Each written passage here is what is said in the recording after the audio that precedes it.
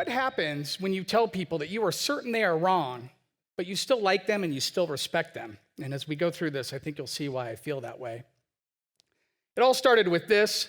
This is, at the time, this was my department head, and he called me into his office and said, Craig, I really need you to teach the statistics and research method sequence. Don't let the picture fool you. It really wasn't that, authoritarian. He's really a very, very nice guy, and that's where I work at the Air Force Academy, and I agreed to teach these courses. But my initial reaction was, as my son would say, seriously? And the other psychologists, I'm sure, understand how I felt, because these are the least two popular courses in a psychology major. The students will have these experiences as they go through. They might start out thinking, why am I studying numbers? So I can understand feelings. And then it gets a little worse as you progress. They might say, what if statistics was created to make us all feel stupid? And then when you get into inferential statistics and it gets really difficult, they might think something like this. I don't know what a p-value is, and at this point, I'm too afraid to ask.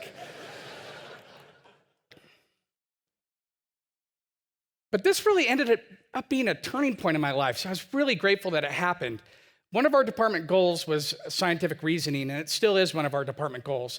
And when I took over this course, I thought it was silly how much emphasis we were putting on these nuances about inferential statistics, and I wanted to step back and spend a little bit more time talking to the students about scientific reasoning and how scientific reasoning can go off the rails. I mean, not that the military has any history with that whatsoever, but nonetheless, I thought we should focus on it. And it led me to this question that I am endlessly fascinated by, and that question is, why do communities of people maintain beliefs that science insists are wrong?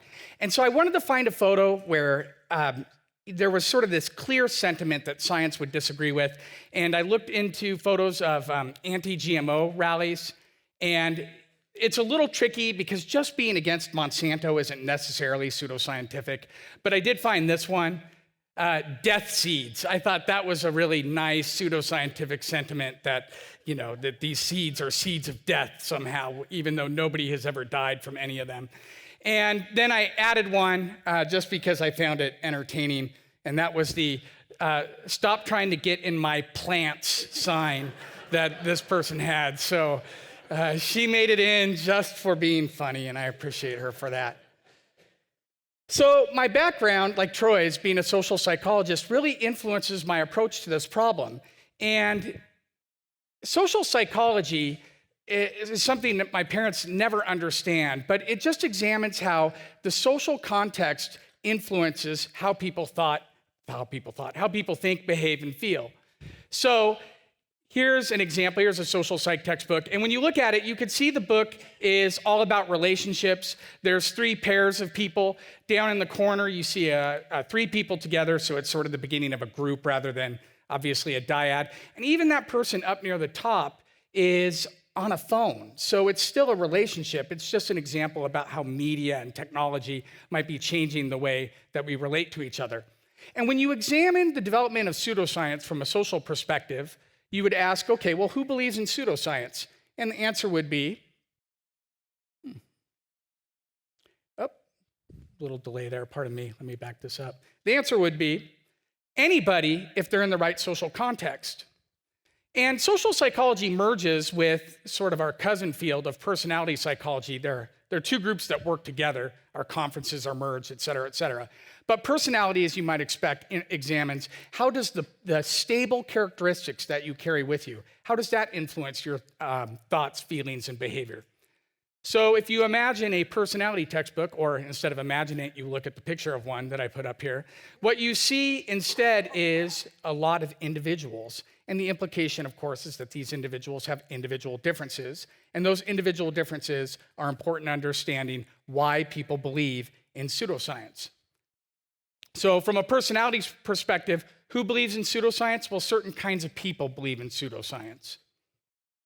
By the way, the picture, there's only one picture up there that's two people, and so it suggests a relationship. That picture, I'm 99% certain, is identical twins, and then they have a different appearance. So even in that, it's a personality story about nature versus nurture, which we heard about earlier today.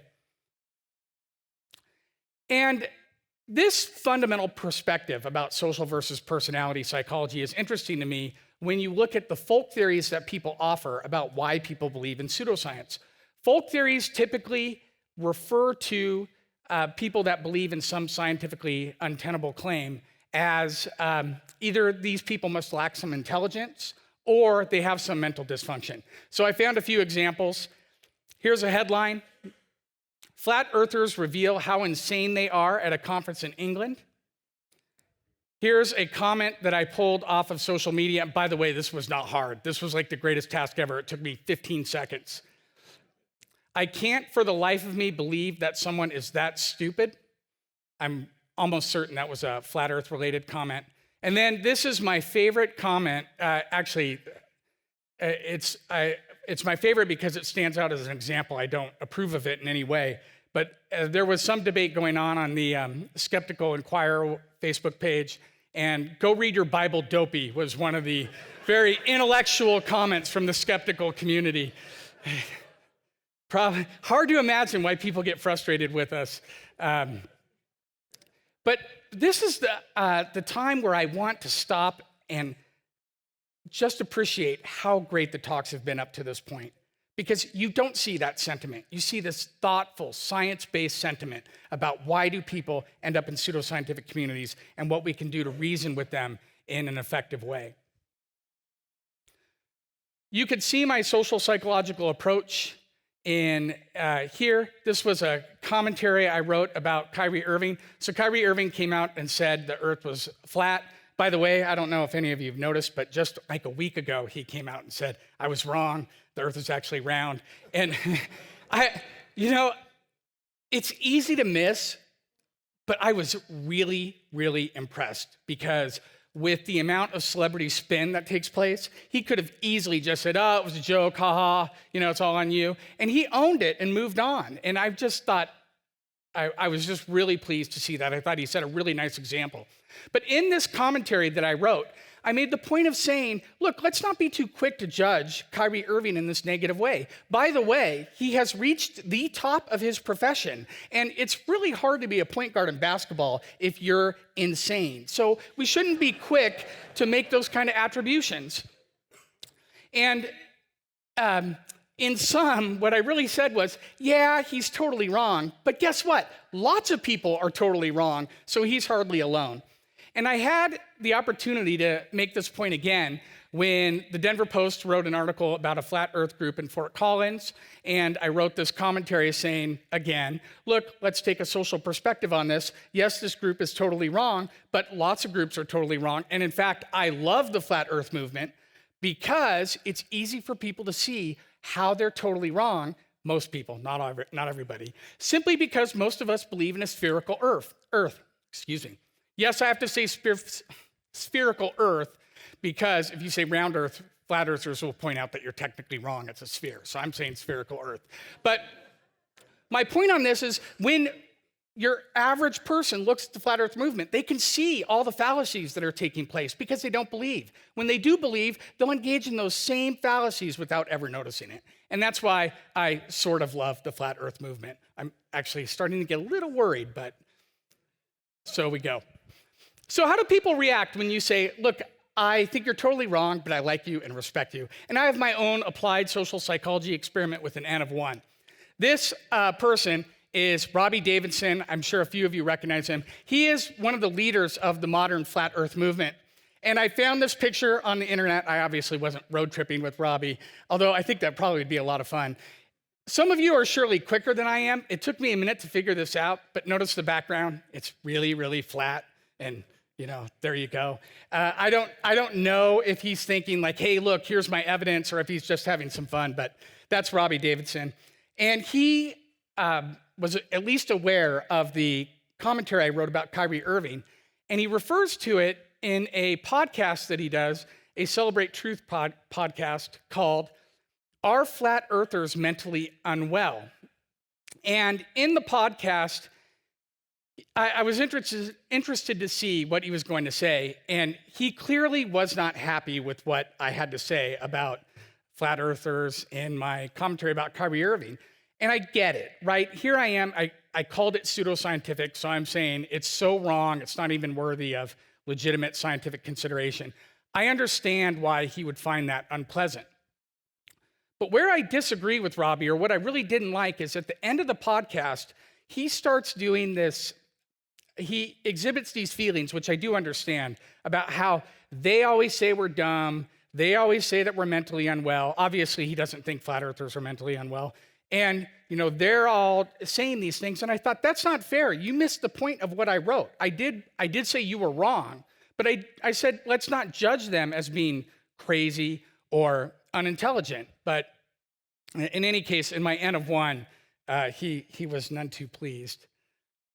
So in order to examine this issue of social psychology versus personality psychology, I had to find a community that would be willing to let me come in and distribute these surveys. And the first community that I wanted to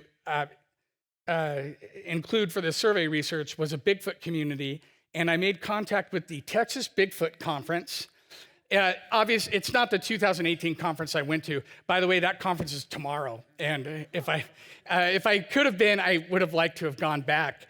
But, and that's why I have this dilemma, because I want to give this talk at that conference. But it'd be interesting. I almost changed the way I thought I was going to die. But so I reached out and I contacted the conference director, and like Jen, I was transparent about what I was doing. I didn't think there was any need to, go black ops on this thing. And bless him, he actually agreed. And I thought, not only did he agree, during the conference, it's a one-day conference, he saw me and he said, "Are you getting enough participation?" I said, "Actually, I don't think I'm quite getting enough participation." He said, "Why don't we take 5 minutes and let you make an announcement?" I would have never been able to do this without his assistance. And Ben Radford knows him, and Ben Radford made a point of saying, "Isn't Craig," it's a different Craig, "isn't Craig a really nice guy?" And I said, "Yeah, it was just great." Notice that this behavior is really very un-pseudoscientific.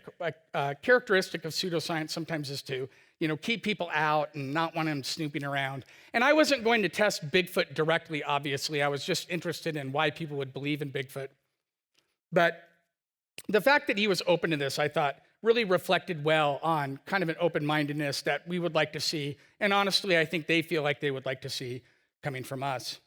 So here are a couple pictures from the Texas Bigfoot Conference. I want to be really explicit. I didn't brown out the people in the pictures out of any sort of feeling like that people should feel embarrassed or uncomfortable with being at a Bigfoot conference. I was at a Bigfoot conference. The reason that they're browned out is that they potentially participated in the survey. So I was trying to be extra careful about preserving the anonymity that comes with that, even though the surveys were anonymous. And so over here you see, that's the auditorium. It looks like a regular old auditorium. And if you look at that little white spot in the background, you go back there and then there's a vendor's room, and that's where our survey table was set up. That person right there, who is not blotted out, that is Alexis Akers. She was a cadet doing a capstone project with me at this time. She's now an officer in the Air Force. And so we were down there at the conference passing out our surveys, and there was a bowl of candy so people who completed the survey could take candy. Not like we prohibited other people from taking candy, but it was at least a nice thing to do. And our research included these two major perspectives. So there were some questions that were social kind of questions, and these questions revolved around how much time do you spend communicating with people that either support Bigfoot or would detract from the idea of Bigfoot's existence.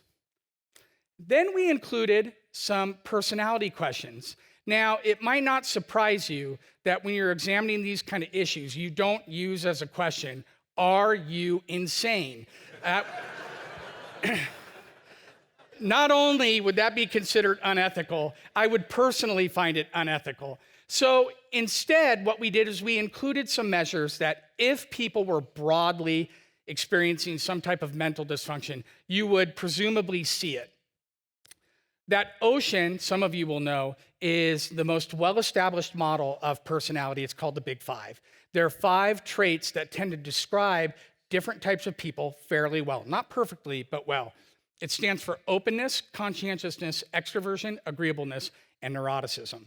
And the variable that we were most interested in was neuroticism, because neuroticism is sort of this aggregation of either depressive type of feelings or anxiety. And any group of people that believed something because they were insane would presumably show above average levels of neuroticism. Self-esteem speaks for itself. Trust would be an accusation I think some people would level towards these communities, that they're too trusting. And emotion-based decision-making was a measure that I found. And it's basically a measure of, do you make decisions with your gut and your instinct, or do you make decisions based on deliberation and critical thinking? And for obvious reasons, I thought that would be at least a personality dimension that people would associate with pseudoscientific types of belief. And then I included some measures that I thought might be related in terms of scientific reasoning. And these were, have you seen evidence of Bigfoot? This included, I have seen Bigfoot, and it also included, I've seen physical evidence of Bigfoot. Are you familiar with the theories about why Bigfoot might or might not exist? Bigfoot is a theory, and therefore it's worthy of consideration. It included the value of Bigfoot sightings as evidence in support of Bigfoot. It included the burden of proof. The item was worded such that Bigfoot can't be disproven, and that's evidence in support of Bigfoot existing. It included expertise and appeal to authority, the Bigfoot experts that are out there. It included science is unfair to the Bigfoot debate, and it included endorsement of a conspiracy existing against Bigfoot's existence. But the survey began with our dependent measure, and that measure was, please rate your certainty that members of the Bigfoot species are alive today. And the scale looked like this. 0 was absolutely certain Bigfoot does not exist, and 100% indicated complete certainty, and you can see a midpoint there where people could either just say, I'm split, or lean to one side or the other. And the responses exhibited more Bigfoot certainty than I even expected. You could see that over half the participants reported being 100% certain that Bigfoot exists. The average person was highly confident in Bigfoot's existence, and only 2 people in the whole, of all the people that responded, indicated that they were leaning more towards Bigfoot not existing. So the next step in this was to say, okay, well, given that there was that level of certainty in Bigfoot, let's examine what this group looks like as a whole. And our results showed no evidence for Bigfoot believers being unintelligent or crazy, as the folk theories might suggest. They exhibited normal levels of personality across the board, and most importantly, they had healthy self-esteem and low levels of neuroticism. So in this initial WAG that we did, no evidence for these theories of personality and belief in pseudoscience. In contrast, they provided results that looked clearly different in terms of social influence and scientific reasoning. So just as an example, there was more than one. They generally agreed that people they trust have seen Bigfoot. I think if you took 10 people off the street in Las Vegas and said, hey, do you know people that you trust that have seen Bigfoot? They would say, no, I really don't. And they also showed agreement that science is unfair to the Bigfoot debate. We then went on to examine the data in another way. We examined the people that were 100% certain to the remainder of the participants that exhibited less certainty. Those 2 groups were similar in personality. Where they were different was in terms of social factors. So they more strongly endorsed having trusted others who had seen evidence. They communicated with more people that believe in Bigfoot. And they reported reading more material that was supportive of Bigfoot, the certain people, than the remainder of people that exhibited less certainty about Bigfoot. They also differed in a couple of ways related to scientific reasoning. They more strongly endorsed having seen evidence of Bigfoot. This includes, I've seen Bigfoot, and I've seen, the teepees or other physical evidence that is attributed to Bigfoot. They were more likely to think that science was unfair to the Bigfoot debate. And they were more endorsing of a conspiracy against Bigfoot's existence. So again, no evidence that this is personality-based, a lot of evidence that it's a combination of social factors and scientific reasoning factors. These scientific results were consistent with our informal experience. So if you just step back and you think about the insanity explanation for why people might believe in Bigfoot, it doesn't match up with the fact that these people are at a conference. Right? To go to a conference, You have to have the resources to go. You have to plan ahead. This matches what Jen was saying about people that go to New York City and can pay all this money, right? You have to get online and buy a ticket, drive down there, take your family, have a hotel reservation. All these things are inconsistent with just these people are insane. And more importantly than that, we really had a great time. Being at the Bigfoot Conference was a lot of fun. The people were pleasant to be around. It wasn't a sea of insane and stupid people. It was really a lot of fun. What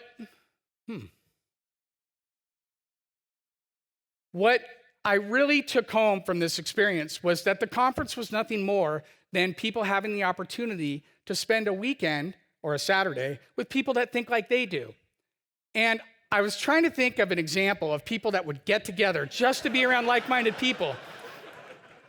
And it's really been tough. If you could think of one, please let me know, and I'll add it to the slide. I think the Tavris Pyramid, I remember hearing Carol Tavris talk about this at this conference, can do a lot to help us understand why social factors loom so large. So the point of this pyramid is that two similar people can end up with really different belief systems if you recognize all the little events that can occur to lead them down opposite sides of the pyramid. So you might have two similar people. One might have an aunt or uncle that talks about having seen Bigfoot evidence, and then they go out in the forest together and they see evidence, and then that person joins a Bigfoot research society and ends up with this really committed belief that Bigfoot exists. Or you could have somebody quite similar who maybe majors in psychology, and that person ends up communicating with a bunch of skeptics, and then that person eventually becomes an eccentric psychology professor with really bad hair, and that person just really committed to the idea that Bigfoot doesn't exist. But the pyramid is interesting because it doesn't just explain the social factors in that way. It's that it's easy for us to forget the richness that can lead people to this type of belief. It's easy for us to not appreciate all the things that could cause Kyrie Irving to end up believing that the earth is flat, temporarily, apparently. And what you see here is at the bottom, the other group looks so far away that it's easy to assume something must be wrong with those people, and you don't remember all the little things that led to that type of outcome. I had a moment that really drove this home. It matches what we've heard about at this conference. Alexis or myself would sometimes, when there wasn't much participation, we would sneak out and try to get a bit of the talks that were going on. So I was out listening to a talk, and the speaker talked about a handprint that was left on a window. It wasn't this exact picture, but it's close enough to illustrate the point. And I remember looking at this, and I have my training as a skeptic, of course, and I said, boy, that's really poor evidence. Why do you take this so seriously? And I realized at that moment that to my right were a lot of people that were watching this exact same presentation, and they were thinking, well, that's really all this evidence. Why don't you take this seriously? Like, this is the 8,000th handprint that we've shown you, and we still don't agree with each other. Obviously, the results cannot be generalized to all forms of pseudoscience. Just because people believe in Bigfoot, that doesn't mean the Bigfoot community is exactly like an anti-GMO community or a flat earth community. But in our limited experience, the data suggests that susceptibility to pseudoscience is not a them problem, it's a human problem. Now, if science isn't good enough for you and you lean more towards the artistic side, I would enlist the help of 80s pop band Human League in their creatively titled album called Human, where they sing, "We're only human, born to make mistakes." I'm getting old, 80s references. Happens all the time in class. I finally made what's that movie with the Mockingjay, Hunger Games reference, and they all clapped for me because I'd updated my repertoire. Okay, truly embracing this everybody model, though, and this is the key thing I want to take home, has important implications. Implication number one, we should remember to be intellectually humble, because it's not a you problem, it's a you and me problem. So this came up once already. I too thought, okay, I need to own up to this. I need to think of a time that I embraced some pseudoscientific thinking. It's hard to do, but mine was chocolate milk. I used to run a lot more than I've been running now, and go running with my friend. I'm like, oh man, that was a great long run.